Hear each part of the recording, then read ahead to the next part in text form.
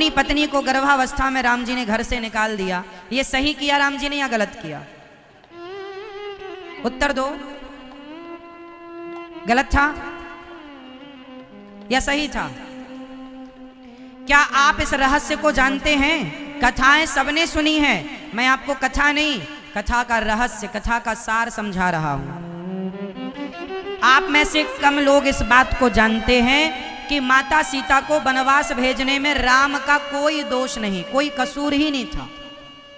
माता सीता के वनवास जाने में दोष किसका था? जोर से, किसका? धोबी का ना।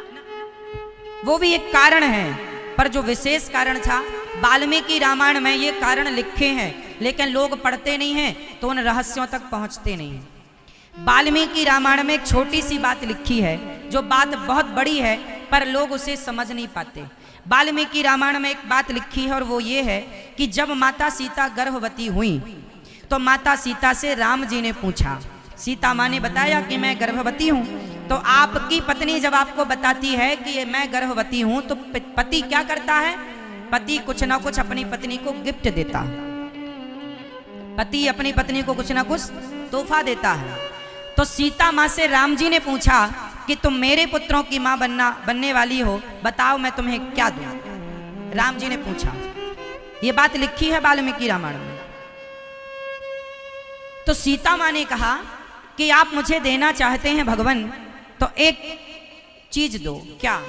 मैं चाहती हूं कि मेरे जो बच्चे हों वो इस राजमहल में ना हो, मेरे बच्चे संतों की कुटिया में हो, ताकि संतों वाले संस्कार उनके अंदर बचपन से हो।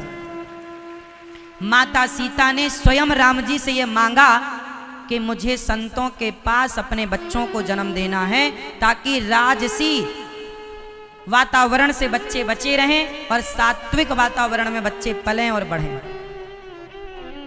ये बात सीता माँ ने कही।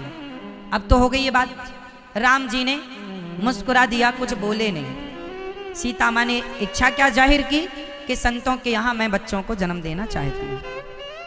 तो माता सीता जी की ही इच्छा थी, ये पहले प्रूफ हो गई कहाँ से? वाल्मीकि रामायण से।